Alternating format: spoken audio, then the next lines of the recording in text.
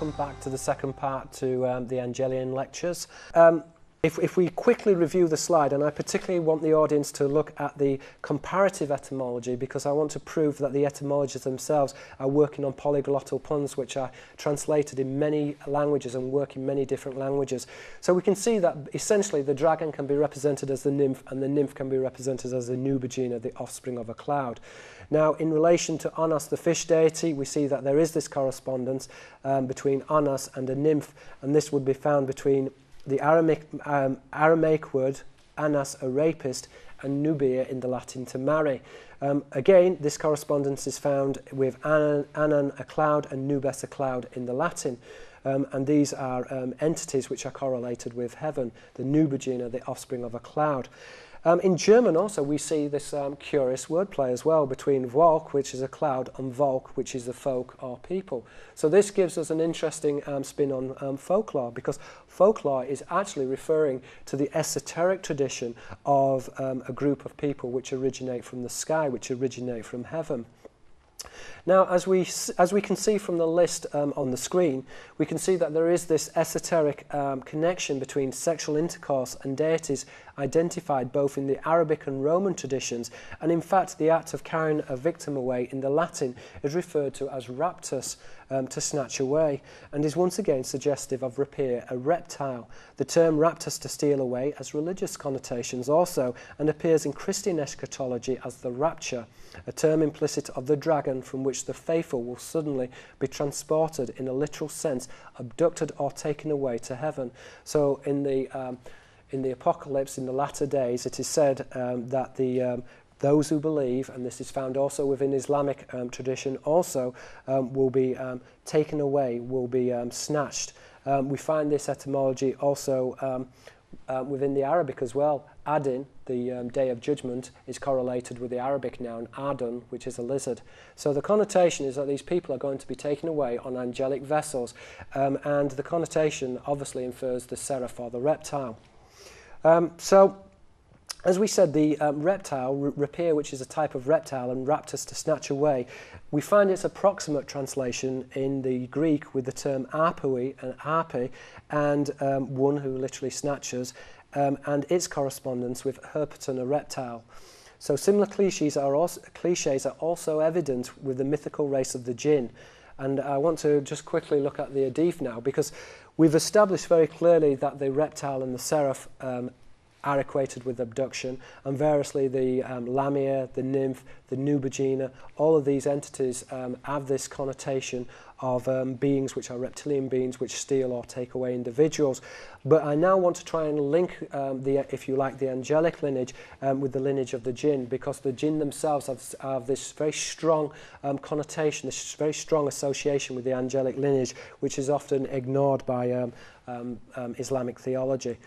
So I'm going to read now a slide which is taken from the Adif, and this is from Bukhari. He says the following. He said, "The Prophet said, 'Cover your utensils and tie your water skins and close your doors and keep your children close to you at night, as the jinn spread out at such time and snatch away things. When you go to bed, put out your lights, for the mischief doers may drag away the wick of the candle and burn the dwellers of the house.'" Well, the mischief doers here are referring to the shaitani, or the fallen angels, which we said were the seraphim. The seraphim are the shining ones, or the Elohims, which are the watchers. But again, the shining one infers the jinn, because the jinn are said to be created from smokeless fire, and the etymology of serapha, fire, equates with the seraphim. So we see here that in addition, the jinn, in addition to the reptile or the dragon, here is also equated with abduction.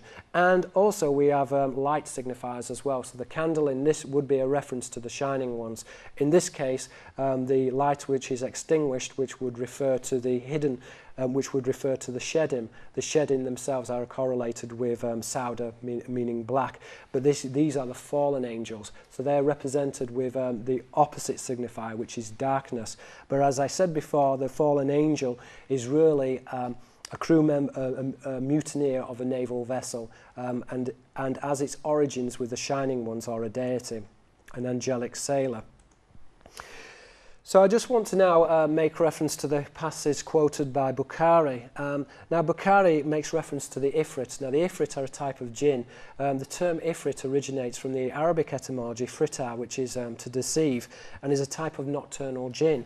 Now this is a nocturnal jinn is rendered in Arabic as lay al-ifrit, and is synonymous or closely identified with the shedim from the etymology Sauda, black. As I said before, the Sauda themselves are interconnected with the Sodi priesthood of Moses, and they worship the deity Shaddai.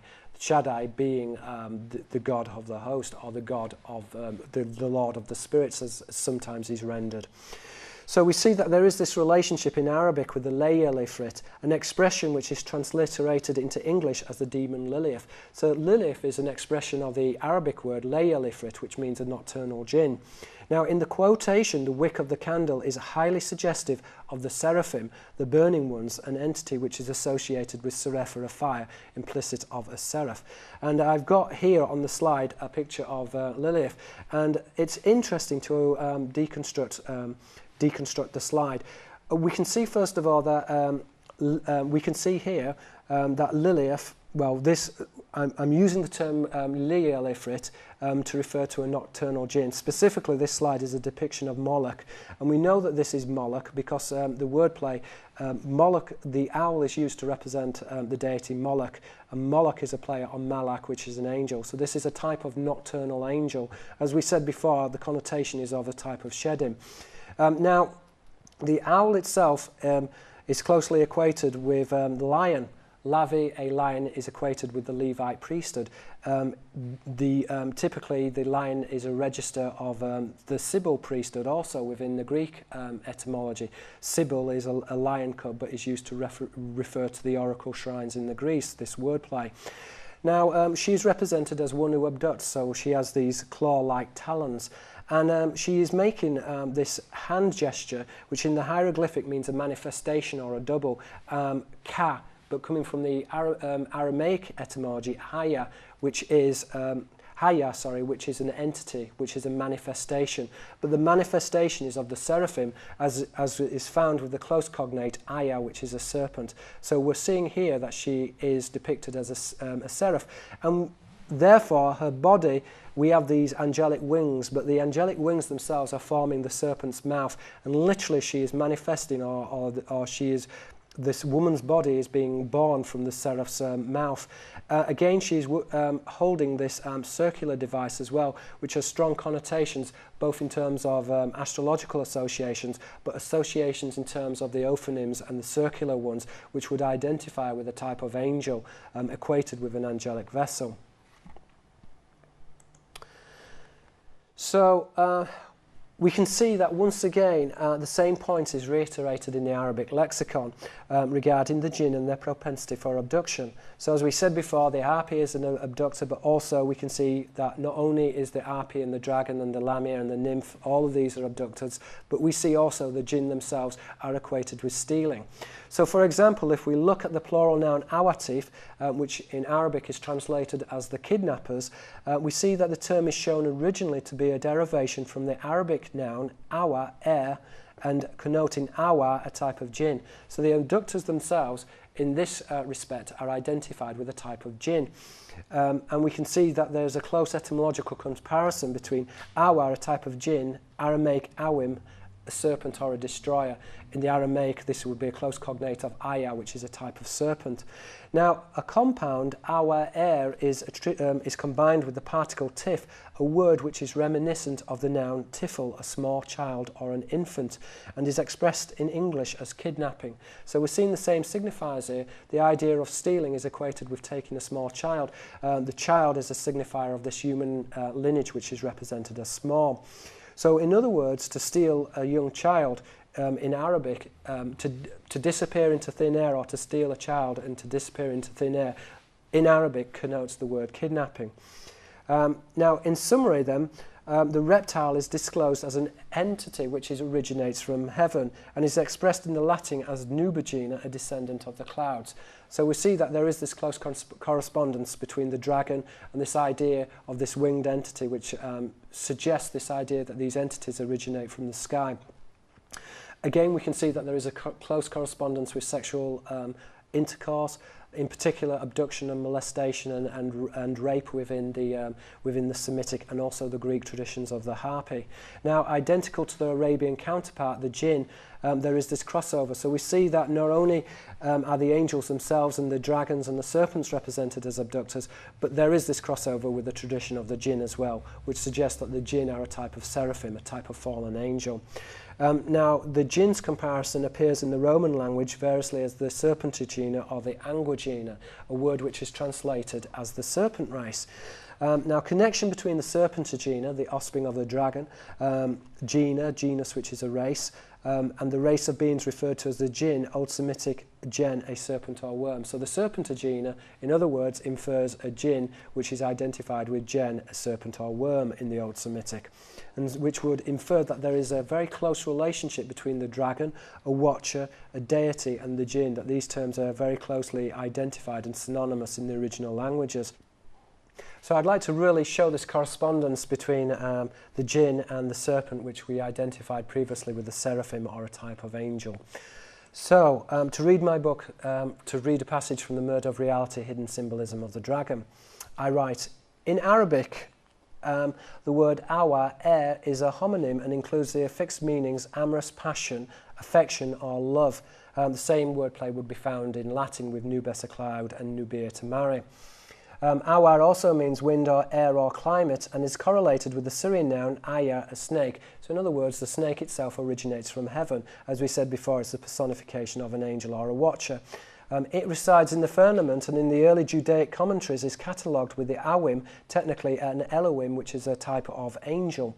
By comparison, the Awim are known in the plural as the destroyers or rapists, a cognomen shared by the fish deity Anas, Aka, Anas, a rapist. So in other words, we're seeing there is this connection between the serpent, otherwise the dragon, a type of entity or Elohim or a type of deity, and the abductor. So in the classical and emetic tradition, the reptile, variously a dragon, deity or angel, which we said otherwise corresponds with the jinn, is implicated with stealing and raping human subjects, and is a tradition which is almost identical to the UFO phenomenon, in which alien beings are said to abduct or to steal individuals.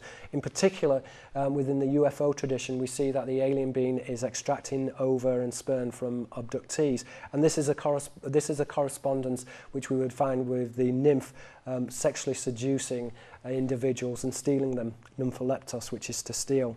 The connotations with the ancient narratives suggest that we are not looking at separate accounts, and I want to emphasize this. This is not something which just started post-1945 and that these aliens just suddenly started to take an interest within us. No, this has been going on since at least classical times and even before. And so we can see that there is a continuation of the same phenomenon.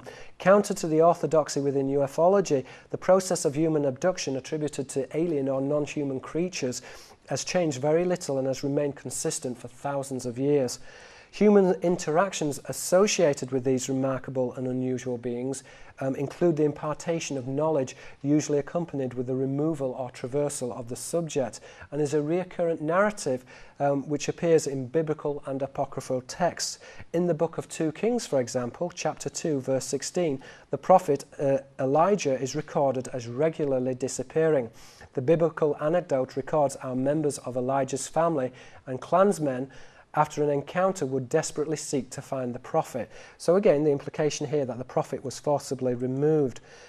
So to quote the slide from 2 Kings.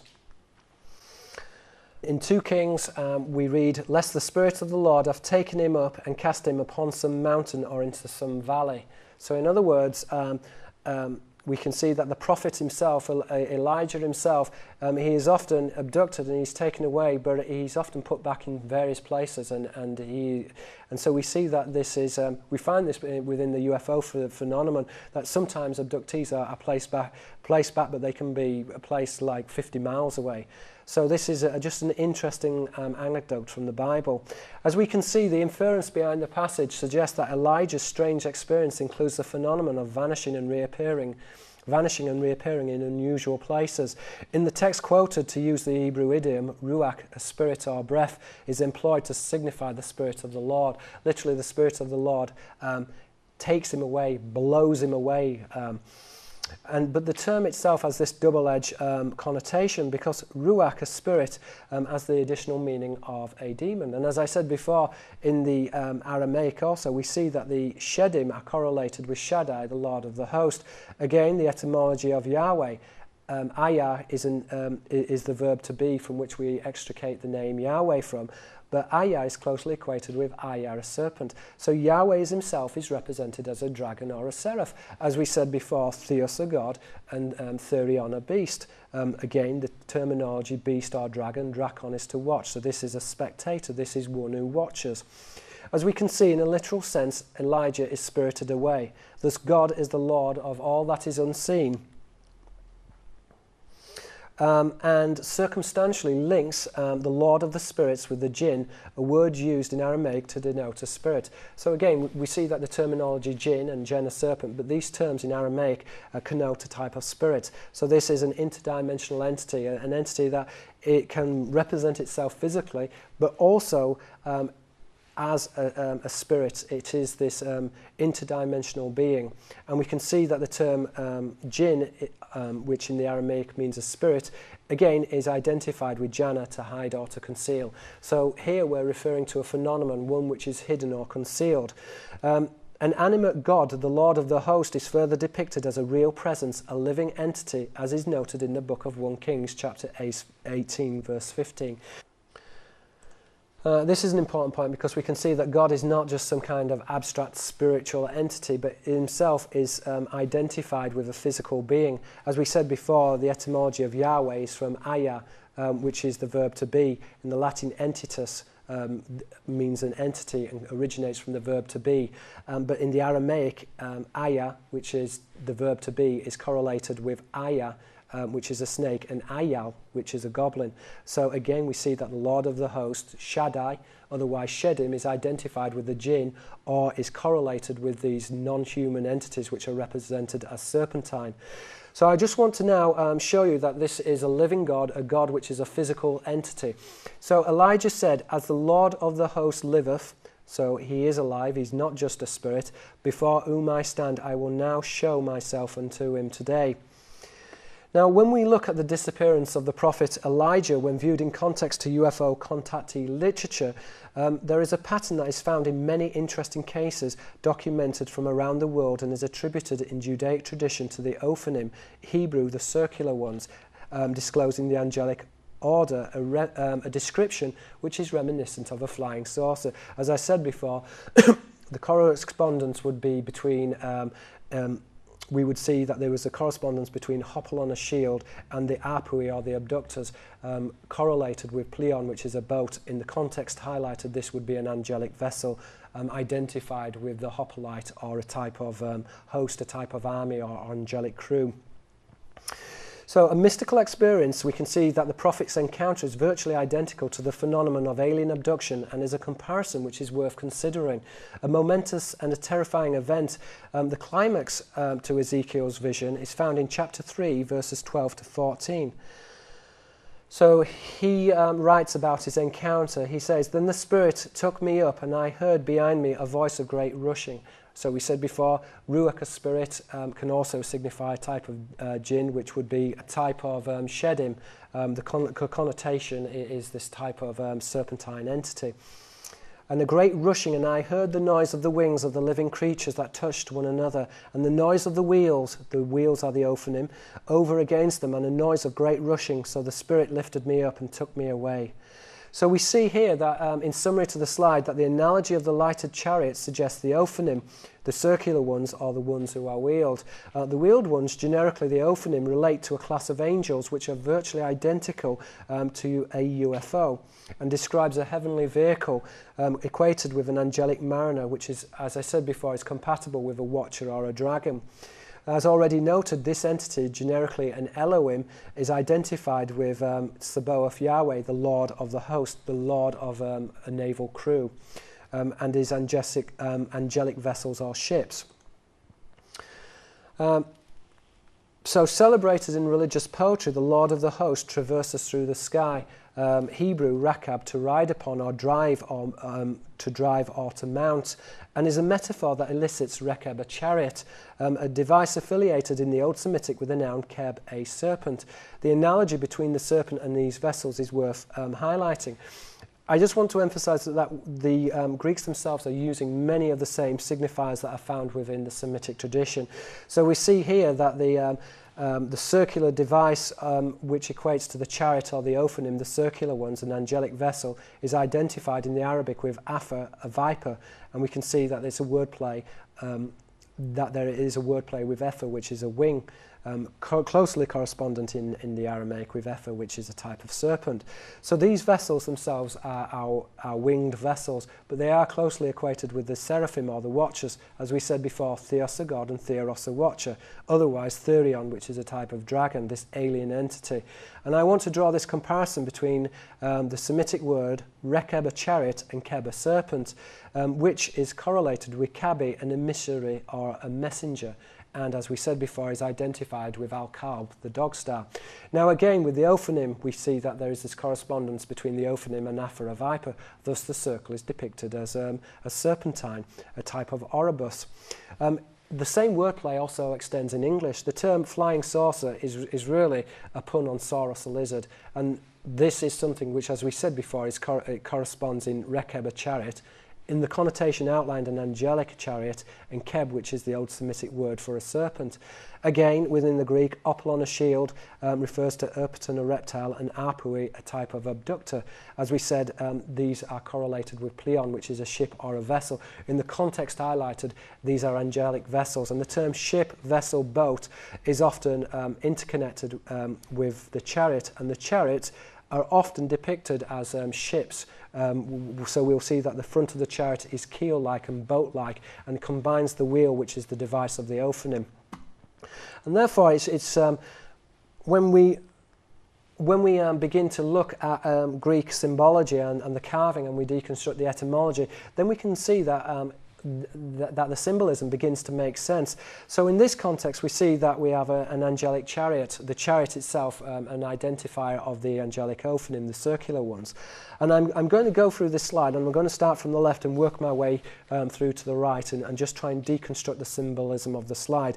So we see, for example, on the far left, we have an individual, we have a man, and he has his foot on a circle. This refers to the ophanim, and this is the bloodline of the ophanim.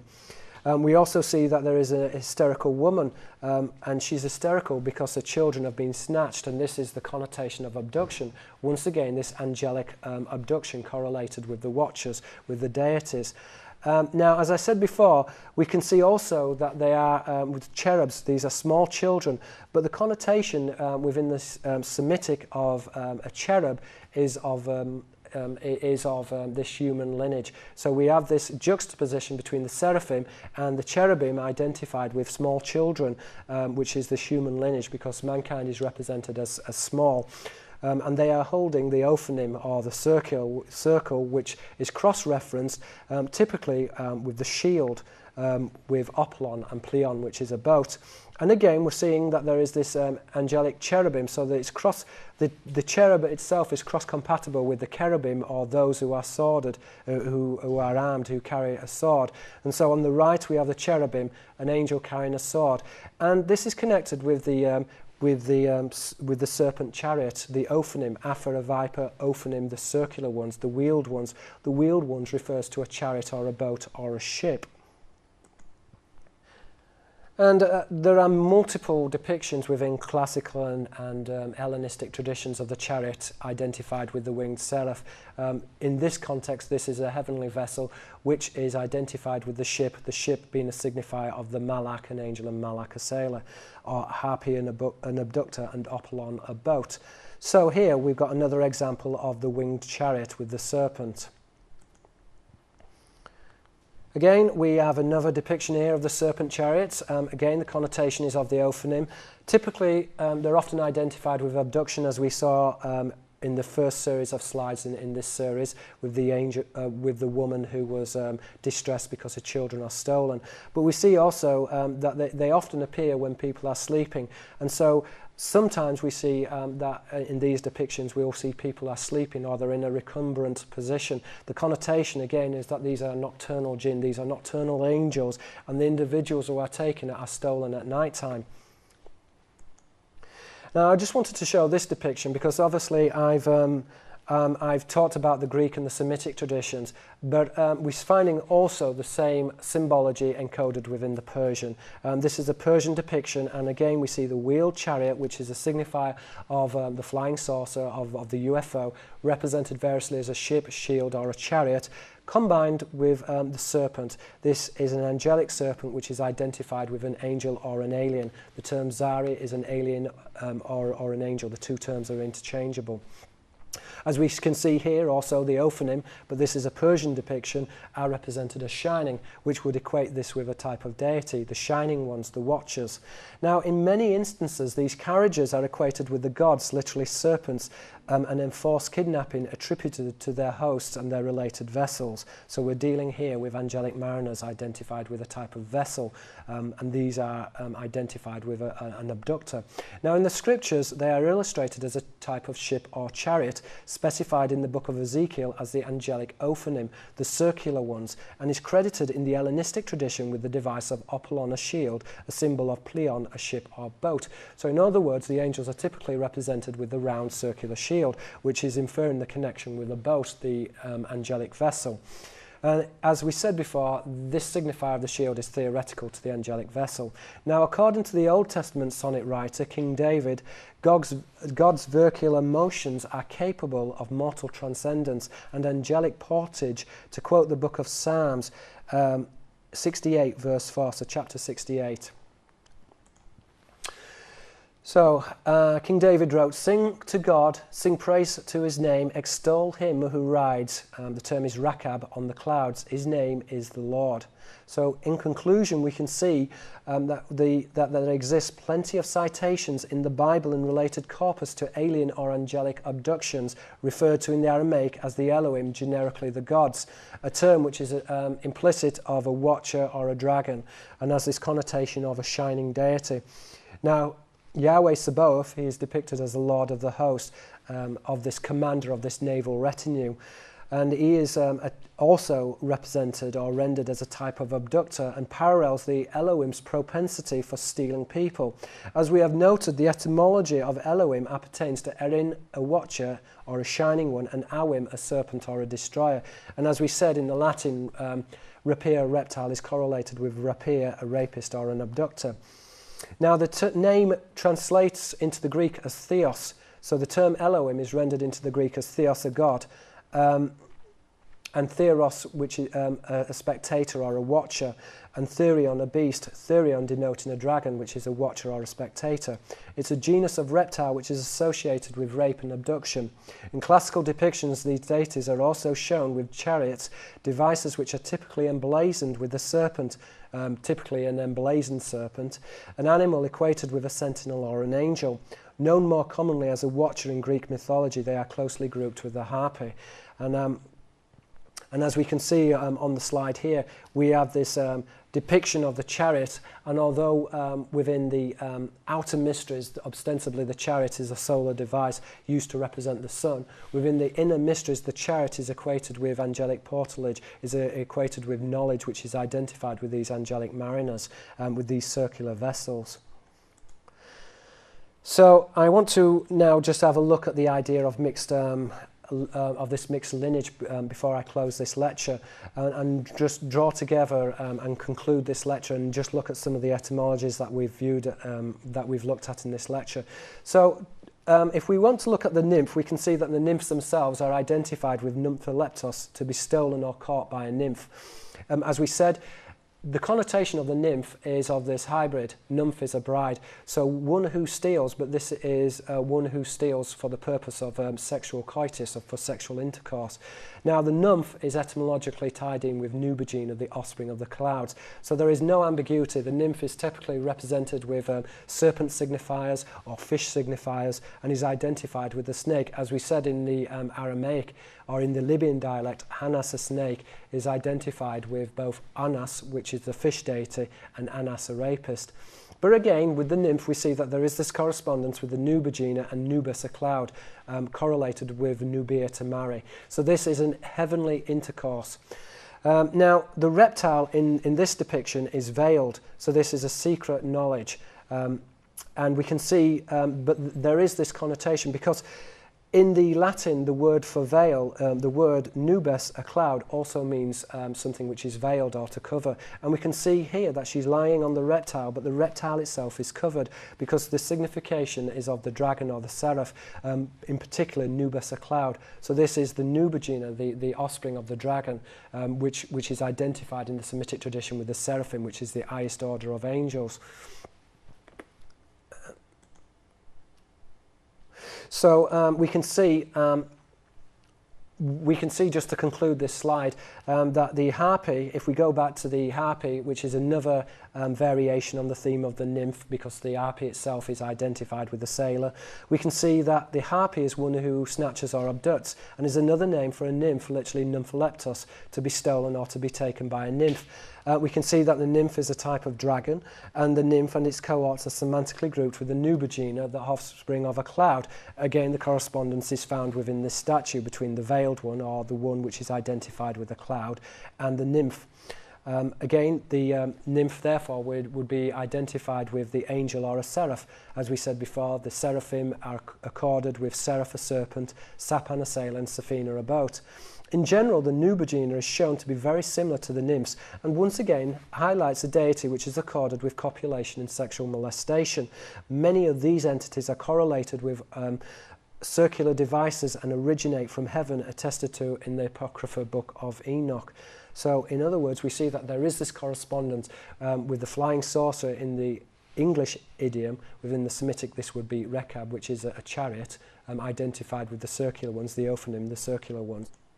As we can see, there is this correspondence with the UFO phenomenon, so therefore we see that the angels themselves, that they are sailors, they are depicted as crew members of vessels. They are also equated with strange angelic beings which are identified typically with the seraph, are said to be alien in appearance, are strange in appearance, and their ships and their vessels are represented as circular, typically with Apollon, a shield, correspondent with Pleion, a ship or a boat. Again, there is this relationship between the seraphim and Saphina, a boat. There is this correspondence, as we said, with Malak, an angel, and Malak, a sailor. So this ties into a body of this ties into an occult tradition, a secret tradition in which the angels themselves are represented as sailors or mariners, and as I said before, is correspondent very much with the modern phenomenon of UFOs. Now, I just want to quote the book of Enoch, because he makes this very important point when he refers to mixed progeny.